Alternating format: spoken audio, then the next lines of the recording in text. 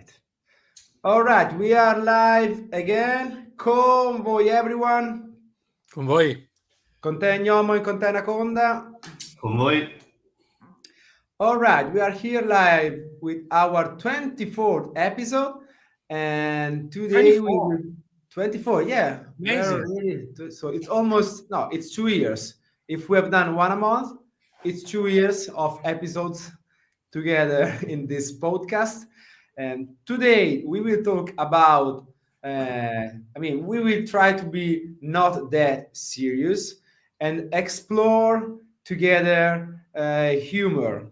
And of course, connecting with the Damanhur experience, our social life, our community life. And as always, you are free to ask all your questions. You can just write it here in the live chat, and we will read it and comment it together. By the way, before we begin, I just remind you that here below in the video, if you're looking it in YouTube, in the description, you can find all the information about Damanhur, to connect with us, to study with us, to come to visit with us, and many, many, many other interesting things. So you are free to give a look after the live stream. But let's start. And as always, I will start with Gnomo. And then when it's your turn, Anaconda, I'll ask you to share something about you, your story, what do you do, so that the people can know something more about yourself. And here is the first question. So 24 episodes. We have spoken and talked a lot about spirituality, devotion, expanded perception, spiritual mission. I mean, we have spent a lot of time on this super intense topic. And I want to ask you, to both of you, since you have a great experience in the Damanhur community, in all this picture, the humor. So what does humor have to do with it? Where we can place humor in this amazing puzzle that is Damanhur. And if you can help us to give us some examples and what is your opinion, of course, and your experience, where do we place humor in the Damanhur philosophy and experience? Gnomo, you can begin, and then we go with Anaconda, and let's start the live stream. Thank you very much. First of all, I want to, of course, you already talked about our guest, Anaconda, but I want to say that I'm very happy, Anaconda, that you are here with us. It's the first time in this podcast. I'm really happy also because we are friends from a lot of time, for many years, and also because Anaconda is one of the Damanhurians that really traveled a lot all around the world, also because before to come to Damanhur. So is a person that achieved a lot of also different kinds of point of view about spirituality. Is a researcher, is expert in communication. Of course, Anaconda worked a lot about hypnosis and other techniques, but I think that your work, Anaconda, it's beyond techniques. Is a sort of it's a work around the paradigm of to communicate and how to communicate. In this topic, I think it's very nice to have Anaconda with us, because to have fun, humor, this kind of approach to life is a way to communicate. And it's always important in any spiritual path also to look at this constantly different way to look at life, to look at the reality, a way that is always breaking something.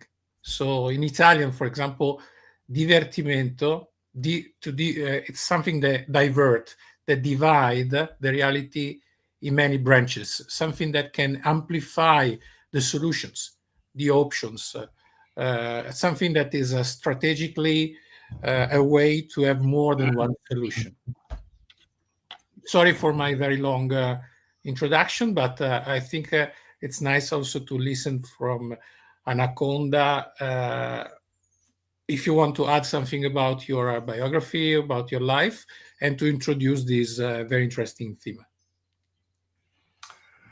Well, it's a pleasure for me to be here among friends and partners of many moments of humor, actually, because that's what characterizes the time we spend together is pretty much always a little bit fun and it's a thinking and commenting reality from outside the box.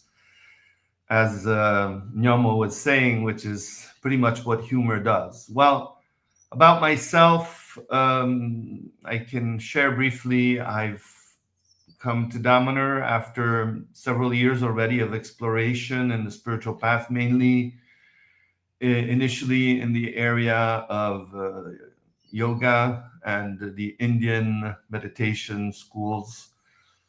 Then eventually I started looking into hypnosis and how hypnosis offers us an alternative understanding of our reality.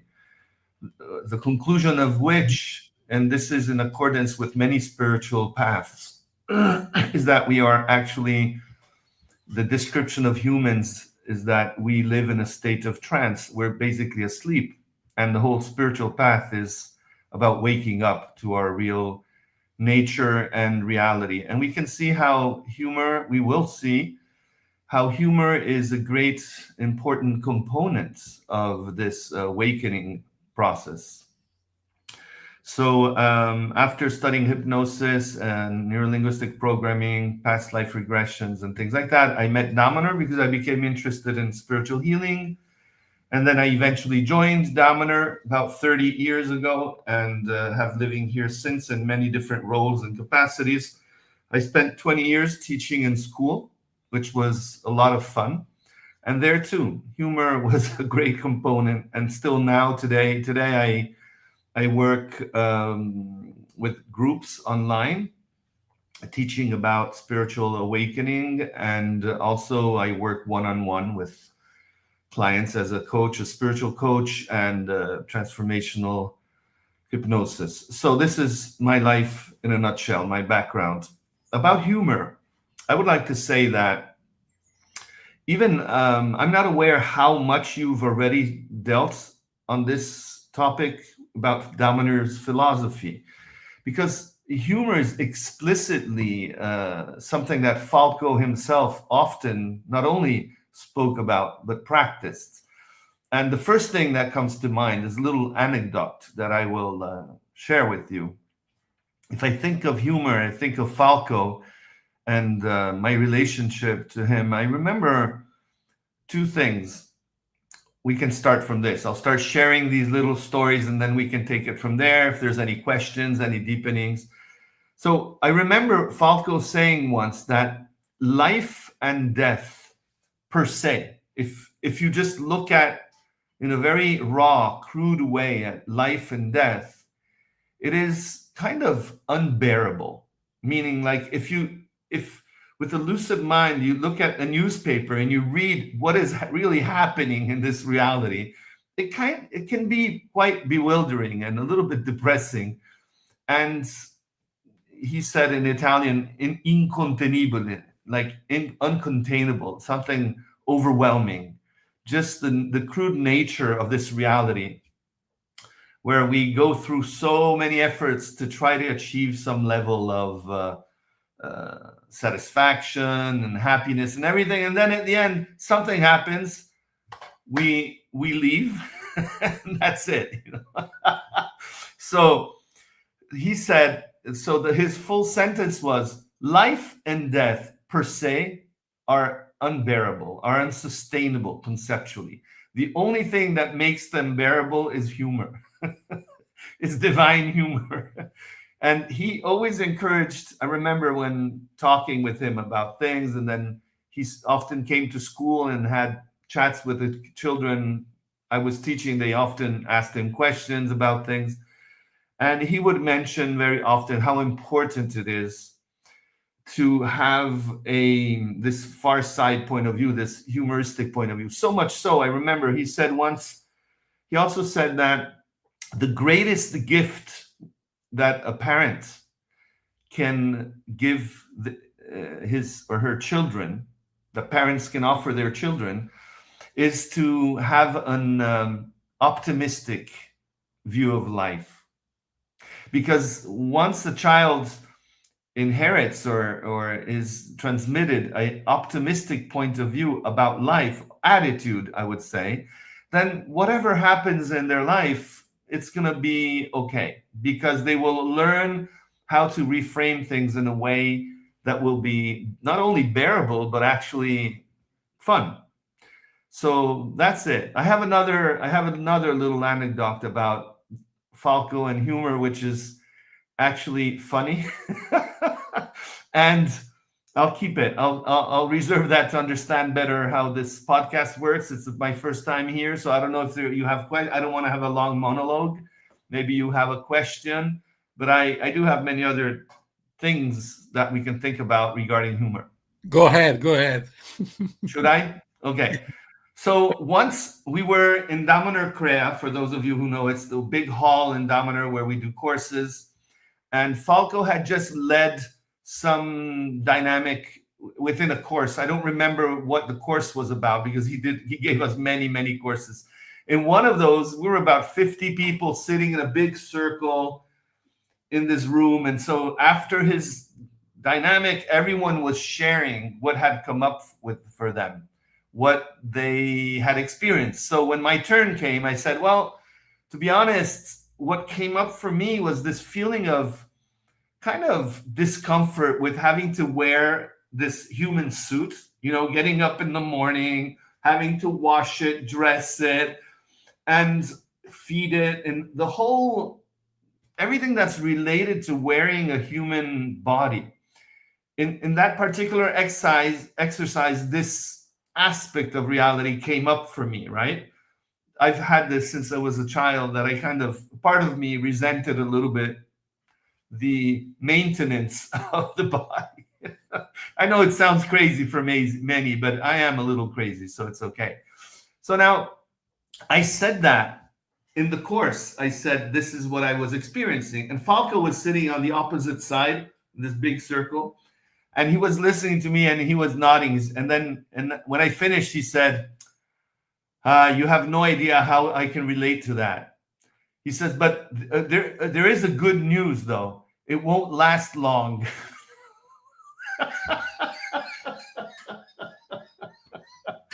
So you see, he reframed something that was very heavy idea, He just made a joke that Very serious. he just changed the value. So this is what humor. I studied humor from many points of view. I use it a lot in teaching. I love actually, even in my courses, I very often share jokes. I can tell you a few jokes if you want today. Whenever here who's conducting the podcast thinks it's a good moment. But there's, from the point of view of NLP, for those of you, there may be among the listeners people who have studied communication or hypnosis or neurolinguistic programming. So it's interesting what triggers the laughter.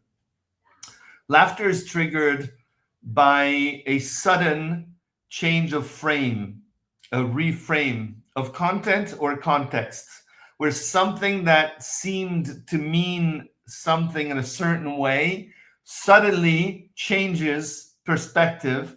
In that instantaneous shift of perspective is what kind of creates this sense of elation, of liberation in the mind that we experience as laughter. It's a sudden expansion of joyful expansion of consciousness. So, well, that's what I feel like sharing so far. Thank you very much. Today I heard a very funny thing. Can I share something funny with you guys? Okay, first of that, are you a cat person or are you a dog person? A dog person. You're a dog person? Bird person. Bird person. Parrot person, yes. Now, usually humans in the Western civilization. They're more like either you like Yeah. dogs or you like cat or sometimes both.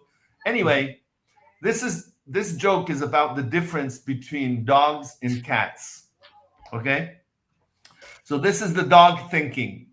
The dog says, "Well, my owner is feeding me. He's taking care of me. He's walking me around. Whatever. He's giving me attention. He's giving me his love. So therefore, he is God. My owner is God because they are." So Nyomo already understood the the switch. Because So I know cats. cat, whereas the cat is thinking, my owner is feeding me, taking care of me, this and that. Therefore, I am God. Yes. Same evidence, a different Different perspective. It's so true, by the way. If you have a Completely dog or you true. have cats, it's like, it's so true. It's completely true. Yeah. So Entello is Yeah, if you want, I have some question for both of you. Let me know. Let me know. You tell Yes, me please. whenever. I'm open to anything. Yes, Yeah. please. So If you don't know what you say, we have an Anaconda papaya. yes, no, I mean, what I think it could be interesting also for people that are following us, it's again maybe to deep and to dive more in how could we, let's say, define humor in relationship with our spiritual journey, with our community experience. So where do we place it? Since, as I was saying in the beginning, we have talked here about rituality, about missions, about things that may look, I'm just saying, serious. Of course, I just want to create this condition where something look very serious and something look very different. But again, how would you define and what's the relationship for you in your experience of humor and the spiritual journey and the social life? How could we use it? These are chemical elements. How can we use it for our personal journey, but also when we are in connection with a group, a partner, a friend, whatever? Yeah. Do I start? Okay. Yeah, go. I think that this is a very important topic because every spiritual path is always based on the idea to go deeper inside. And when we go deeper, when we go deep inside of our nature, everything is serious. Everything come to be heavy. Everything come to be important. So it's always dangerous because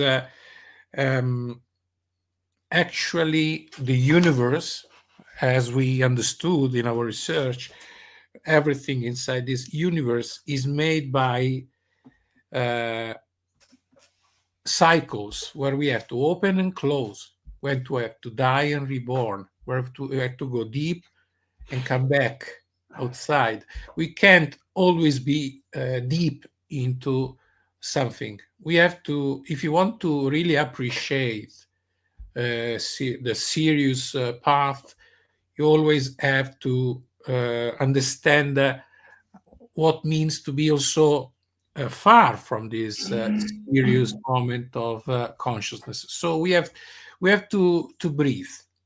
The breathing of reality is made by go deeper inside and go outside. That's why to laugh, uh, jokes, humor is many times considered a way to be superficial because that's the work of humor. Come back to the surface in order to have a deeper vision of reality. So every spiritual path without humor, it's half of a spiritual path. It's always a game. It's always a game of diversity that have to shift and to breathe. That's why we have to be able to also to take not so seriously what we do sometimes, in order to change, you know, the thermal situation, to um, more, to be more fresh, to be more flexible, to be able to also to understand that everything we do is not so serious. There is always something that is more serious. So the humor is very important. It's not easy, because it's easier in a spiritual path where you do rituals, when you have a great mission, when you have great tasks, to become very serious. It's easier, and you feel it's dangerous to laugh, because the danger is to to lose the control of the situation. But it's always what we learned from Damanhur, and from also from the Falco teaching, is that is an element. It's like, a cook that have to add this flavor to the dishes, or the dishes will be not delicious. Thank you, Gnomo. Anaconda, what would you add in your experience? Where do you place humor in your spiritual journey? Well, as I said, I believe humor to be, as Nyomo underlined, to make something real, it has to be in balance, between the masculine, the feminine, the yang, the yin, contemplating the all the poles and the movement in between extremes, the natural polarities of life, is a factor of reality and truthfulness of one's particular path, because it is our nature to hold different perspectives. And I think anything in extremes without the balance of its opposite becomes anti-evolutionary, if we may. So if a person is too serious, but just like if a person is too unserious, is like always laughing, always taking things lightly, then that becomes superficiality, which is not helpful for the path. On the other hand, if a person takes things too seriously and their brain cannot breathe the changing perspectives, then that also becomes an obstacle.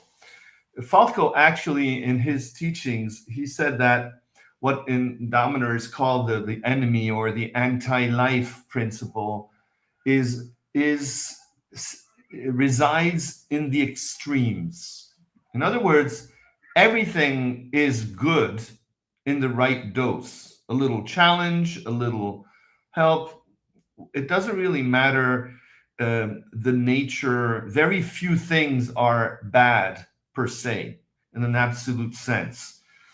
Even we know in alchemy teachings, in the studies of the alchemical school of Damanhur, we understand how even so-called usually considered negative emotions can be used as fuel for one's evolution.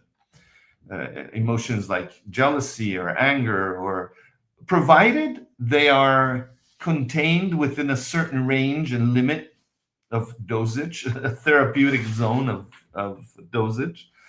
Anything in extremes, even something good in extreme, becomes the opposite. So this is a general principle. And as Nyomo was saying, we tend to associate spirituality with sobriety and seriosity and so on and so forth. It just so happens that when spirituality is no longer something you do on the weekend on that particular retreat where everybody puts on a sober face, but then they go home and they completely lose it. when spirituality is something you do, is part of your life day in, day out. It's living in community means that you can't hide. Your path is open source. Everybody can see where you are, what you're going through, That's your amazing. your talents, your beauty, but also your challenges and your difficulties and your lows as your highs. So it is very healthy in a community to just be authentic. From my point of view, the key word for success in communication and therefore community is the temple of communication. Therefore, authenticity is the key word. And it just so happens that we are all at times a little more serious, sometimes we're a little more light, and to be able to just be yourself and be welcoming of these variables of our nature. Even think from the point of view of yoga, something not many people know. I mean, unless you've studied yoga and pranayama and stuff, but some interesting things. We all know we have two hemispheres. I mean, most people know that we have two hemispheres, the left and the right.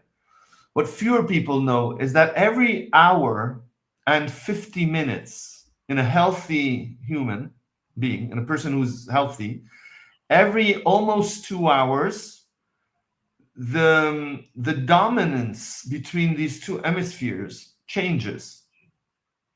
So, and interestingly, this change of dominance can be gauged, can be observed by the dominance of the nostril, in which more air comes through.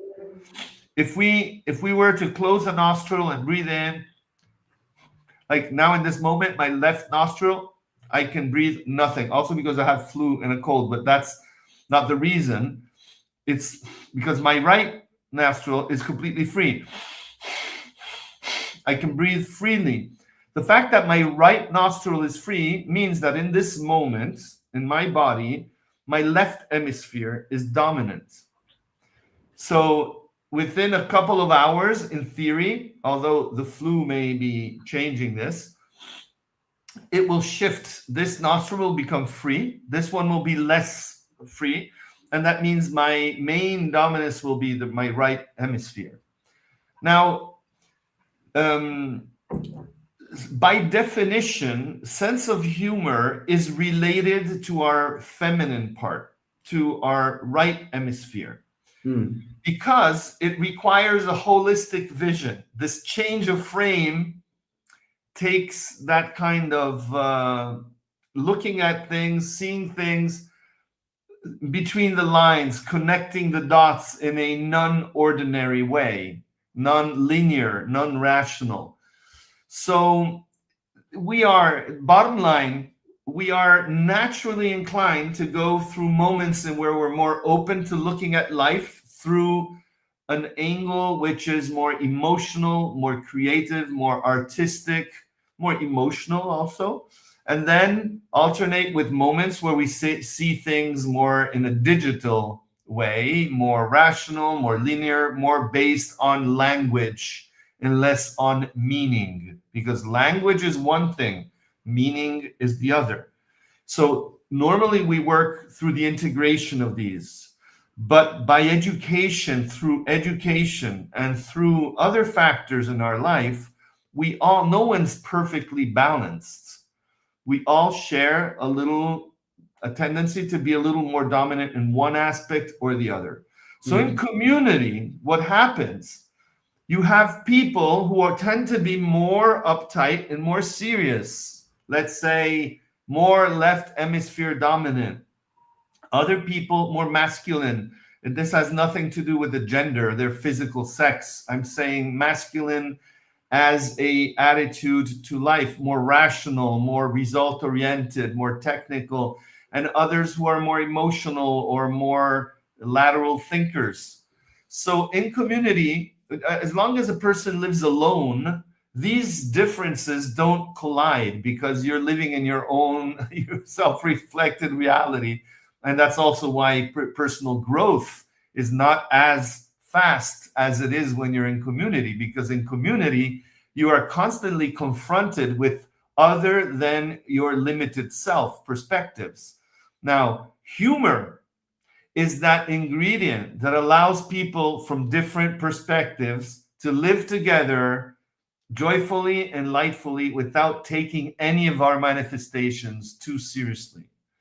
In a group that is healthy, that we alternate moments where things are anything is being discussed in ways that may be very pragmatic, very result oriented, very concrete, and then moments where they are more expansive, more carefree, more, like, for example, when people eat together, ideally it should be a moment for just lightful exchange. That way the food intake is even more healthy, because when you eat food, you also eat what you're thinking when you're eating. So if you're thinking heavy and you eat, you're not just your stomach becomes heavy, but your head becomes heavy and your soul.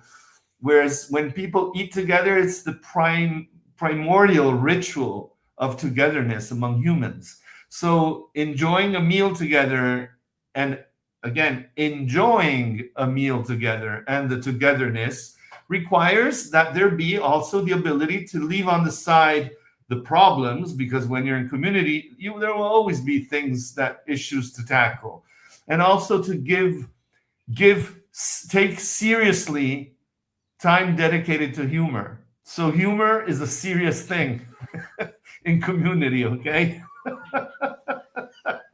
You see, the paradox makes us laugh.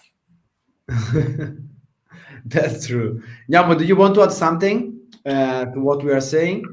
Otherwise, No, I have a question. I found out a sentence that Falco wrote, but I think it's also connected with other ancient civilization or philosophy and so on, which is basically God is the great humorist. And I just want to know from you, what does that mean for you? When do we say God is the great humorist? What is your explanation of this amazing sentence? that we are in danger because he's laughing, not us. Her is laughing, not us. Yeah, I want to add something about this connection between, maybe also when we talk about God in the Damanhurian tradition, we are always also talking about the God inside of us. So we have to understand also that human being is always uh, in some way surrounded by danger. The danger is the fear. We have a lot of fears. Fear is always challenging. Sometimes it's useful, of course, if you are into the border of the Grand Canyon. It's nice to have fear, but a lot of time Anaconda can explain us a lot of situation where fear become a jail for the people.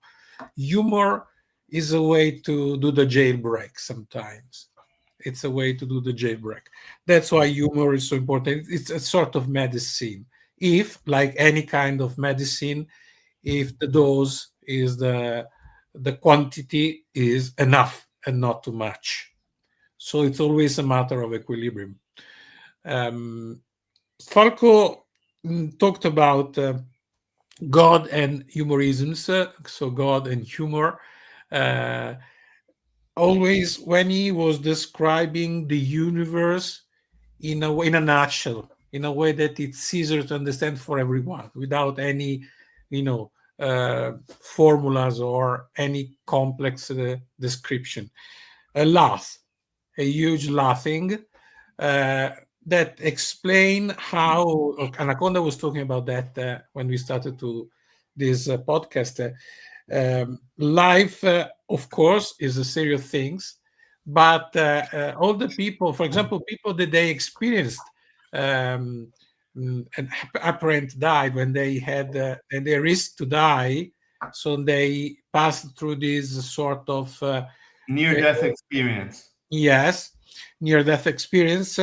They understood how important is not so take so serious life, because it's not important to say take so seriously life, because it's not the only one, first of all, and is not the only, is not so important. We believe we are important because we are so deep into this script as an actor. Okay. For example, another very very funny story was the story of the pig that Falco used many times. A pig a god that enter into a pig and come to be a pig, is so convinced to be a pig that he don't want to come back to be God, because to be a pig is so nice. But from this different point of view, it's funny. So this relationship between God and humor for Falco was a very common storytelling, very common storytelling, and it's also very useful storytelling. Thank you, Gnomo. Anaconda, what would you add on this Or the topic pig. with God? For the pig is a story from the Vedas. Is the god Indra, the Yes, god of Indra. gods, Yeah. who receives a curse, and therefore he has to incarnate on Earth as a pig. And he becomes, as Nelmo says, so enamored by his pig life. He starts to really like it. So when they come, and meanwhile, having left his position in the heavens, everything was going wrong in the heavens because the king wasn't there. So they started calling for him to come back. And he said, no, no, no, leave me alone. I'm so happy here with Please my come little back. piglet. Well, speaking of spiritual traditions and humor, what comes to me is a famous Yiddish proverb that says, if you want to make God laugh, do you know this? No. If you want to make God laugh, tell him your plans.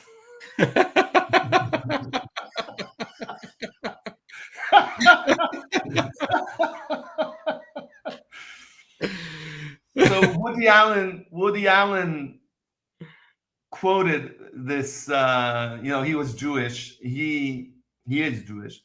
He quoted this in a movie, a famous movie of his. And then John Lennon used to say another famous quote that life is that which happens to you when you're busy making other plans. So this is very, very, very interesting on many levels. Yes. Because we often are in some kind of a control trip. Okay? As humans in this particular day and age, we are under the influence of the deterministic influence. And we kind of think that, yeah, we're in control and we can manage and so on. But really, most things that happen to us in our life are not determined. They happen by pure synchronicity. That is, there's something above and beyond us that maneuvers, and we're like puppets, many things. That is, especially when we don't align with synchronicity. Because synchronicity tends to be aligned with individuals in proportion to their interconnectedness with everything else. This is one of Falco's definitions of the law of synchronicity. He defined it in many ways. One of the ways is that it is a flow that traverses forms in proportion to their interconnectedness with each other. So the more a person embraces their life purpose, which is evolutionary on some level or other, whatever level, but it is by definition evolutionary because the very nature of this universe is defined by what we call the arrow of complexity. Therefore, it is a progression from point A to point B, where point B is supposed to be somewhat better or more closer to a goal. Okay, so when we are working in alignment with our path, even Carl Jung said that he's the first one who coined the word synchronicity in the preface of the book I Ching. The first time the I Ching book came out, the preface in had in the Western world. an introduction by Carl Jung. Carl And Jung. he used the word synchronicity when events that apparently have no logical causal connection, they actually have meaning. So he For says sympathy, a connection between sympathy. when things happen in our life that are meaningful that way, it's a sign, according to Jung, that we are walking our path. They're like signposts. You're doing the right thing, continue, go in that direction, that you are walking the direction of your evolution. Now, most often it is also related to your relationship with your environment, because if it is true that on some ultimate level, like most mystics and most enlightened beings from all walks of life, West and East, Buddhist, Christian, you name it, they all agree on one thing. Once you take the veil away, it turns out we are all one. So it's like when each one of us pierces the bubble of separation of Maya, then we discover that actually you and I are one. We're the same thing, but we are experiencing the mystery of life through different angles. And this is the magic of life in this plane, but this is also the beauty of it. And that's why relationships is the most close thing to what makes us complete, because somewhat it seems to be this mirror of the greater human soul, breaks in innumerable parts, but then to want to reconnect and reunite. And this is the highest excitement. So this is certainly something that has to do with the purpose of our life. Now, synchronicity. We believe we're so much in control, and we forget that our very physical existence is the fact that I have this body and not another body, that I have this culture that I was grown up with, and so on and so forth, is actually the result of my parents' meeting. But my parents' meeting was completely casual from a point of view of the universe's workings. So much of our life really happens in a magical and mysterious way. And that is why I think to align with divine humor, we must become a little humorous ourselves and more rely on connecting to this source inside us and outside of us, whatever form or shape we believe the divine or name we may give it. But this power we have as humans to confer with the divine, to trust that the divine consciousness is conscious. Because if the divine super consciousness were not conscious at some level, it would mean that we, who are tiny, tiny emanations of it, would be superior to that from which we originate, which makes no sense. It's like saying that the rays of the sun are warmer or more light than the sun itself. It's unlikely that source is inferior in complexity to emanation. We are emanations of God, and we are conscious, and we are here relating on a podcast. So why do we think we cannot talk to God? I personally think it is crazy. It is a sign of supreme presumption together with stupidity to think that God does not hear us, that we don't hear ourselves. So to align ourselves with this feeling of taking things lightly and understanding their meaning and not obsessing about control, which we don't have anyway, it is a good practice, in my personal opinion, to remember to have a conversation with God, maybe 1 minute or two, even every day, just to remind ourselves that we are in a game and we can talk to the game master and say, hey, I'm here. I'm a little lost. Can you remind me the rules of the game, please? Then maybe a book, you go in a bookstore, a book falls on your head synchronistically. And that book you read, and wow, that's the answer I was looking for. So the divine source is much more human than we imagine, not in that it has a limited physical body, but human in the sense that it has a heart, because the seat of the soul, according to all traditions that are mystical, that is experiential, not doctrinal or religious, all agree that the seat of God, of the divine, is within our hearts. Even in some Hindu tradition, physically inside the heart, not just metaphorically. Well, that can be left as a theory for discovery, but nonetheless, at least they agree that they are in the heart in terms of our ability to feel, to love, to relate, to communicate, to unite, and give meaning to things. Amazing. So, you want to add something, Yamo?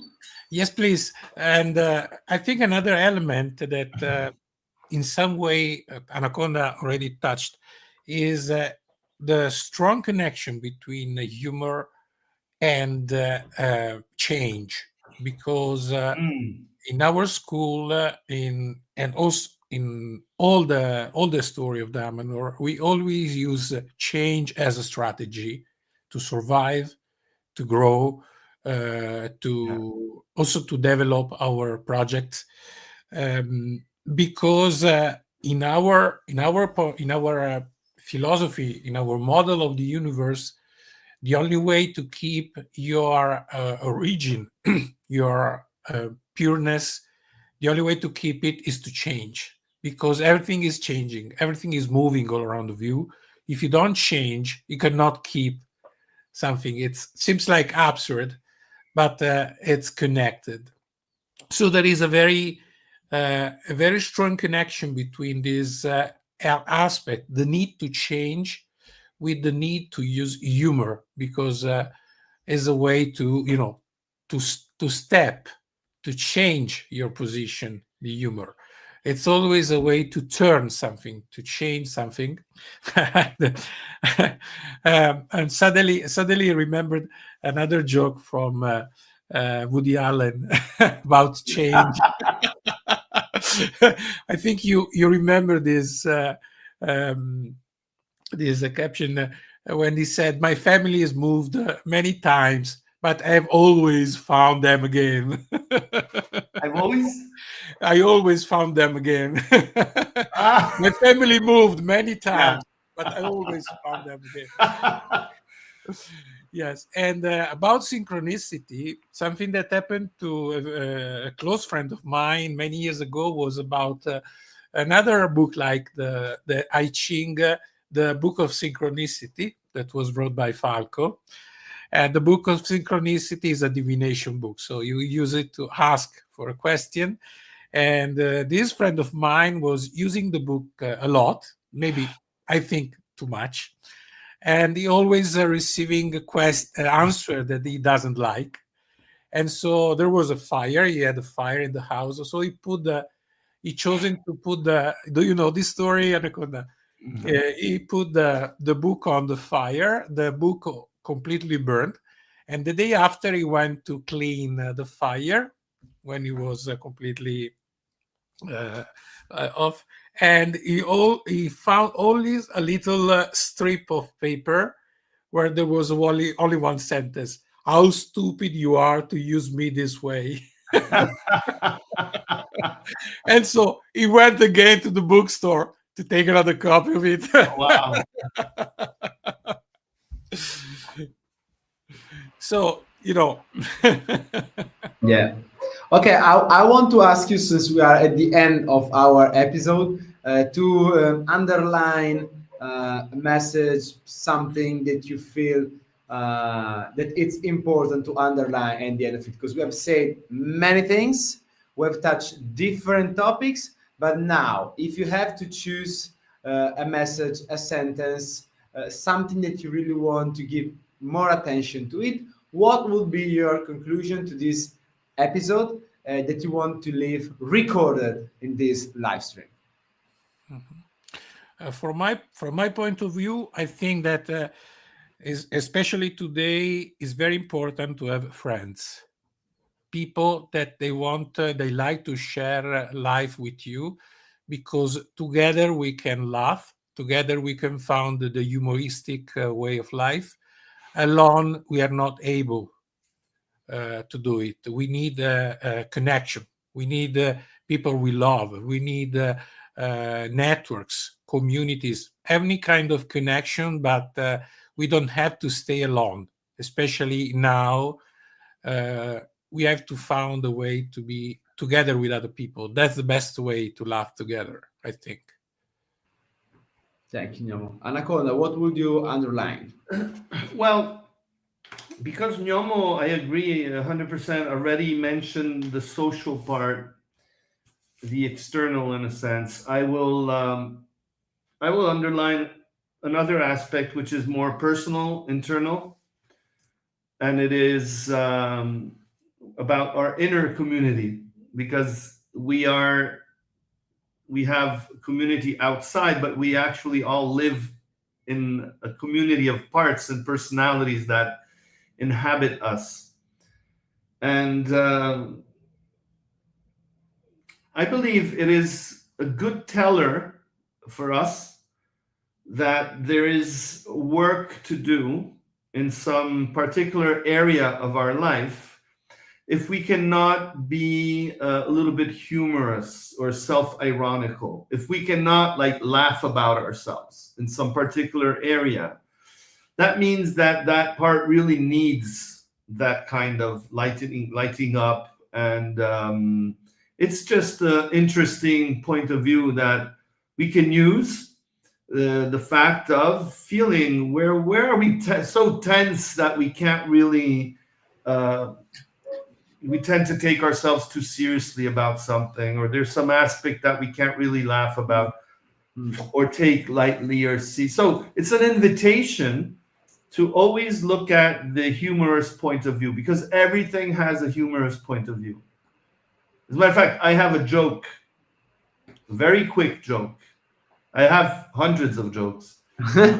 I learned to learn jokes. I so much loved jokes. In the spiritual healing school I did in Damanhur like 30 years ago, everyone was telling jokes and I couldn't remember them. I was so envious. So I trained myself to find the key, the way to memorize jokes. And now I know so many that every time I hear a joke, other 3 jokes come to my mind.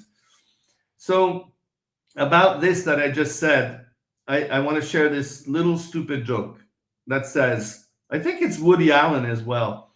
Something like, it goes like this. It says, losing a parent is a great tragedy, but losing both is an unforgivable distraction. Perdere un genitore è una disgrazia terribile, ma perderli entrambi è una distrazione imperdonabile. It's like the moving, you know. We moved many times, my family, but I always found them.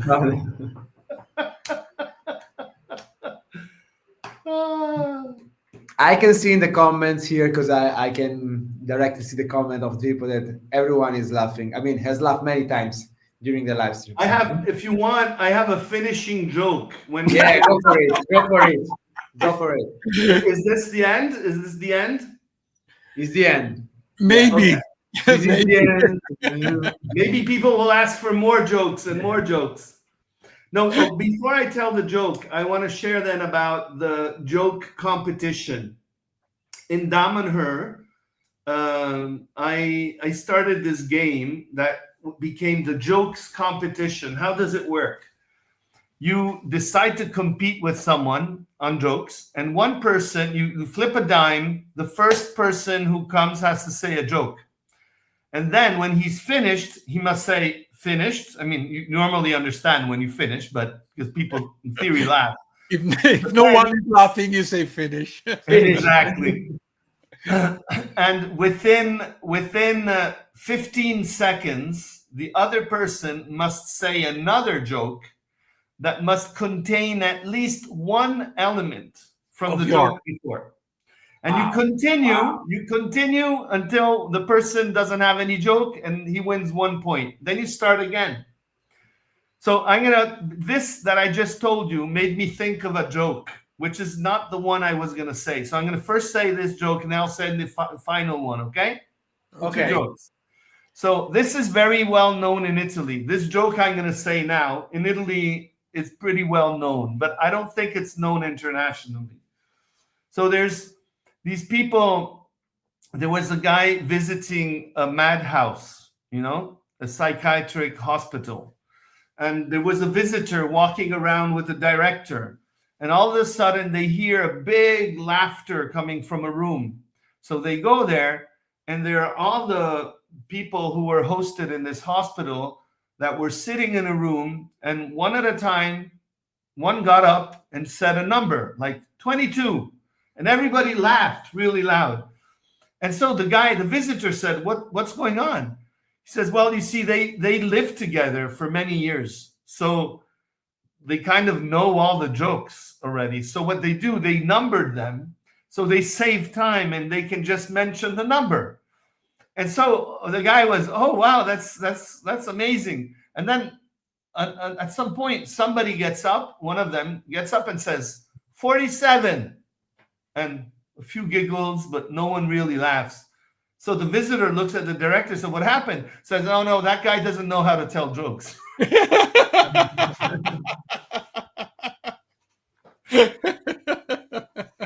So speaking of madhouse, you see, when I think a joke, other jokes come. Okay, I'll tell you the last joke, which I only learned. I have a student. I assigned one of my students in a group to bring me a joke for the next week, because we agreed that she needs to learn to lighten up, to take things less seriously in her own path. So this is the joke she told me.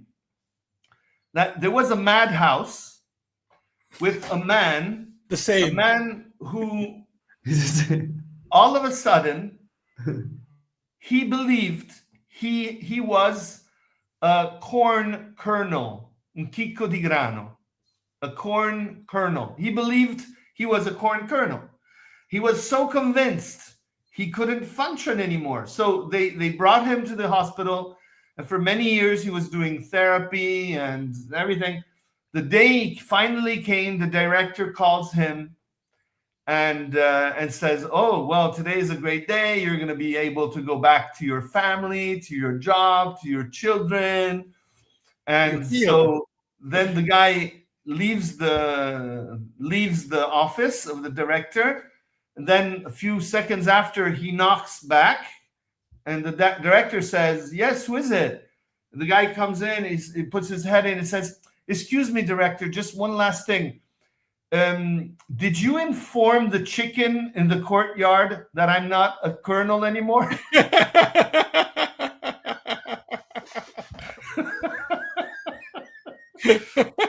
Ma lo ha detto anche alle galline che io non sono più un chicco To be sure. Okay, enough. I could go on and on for a couple of hours. Maybe we can make another episode with this only thing. jokes. Only jokes. Yeah. We can do an open joke competition. Yeah. Okay, so thank you very much. Thank you very much, Anaconda, to be here with us. Thank you. It was fun. It was fun. It was fun. It was fun also for us. Thank you, Gnomo, as well, and thank to all of you to have joined this live stream. We'll see you next month. Con voi. Con voi. Thank you so much. Con voi.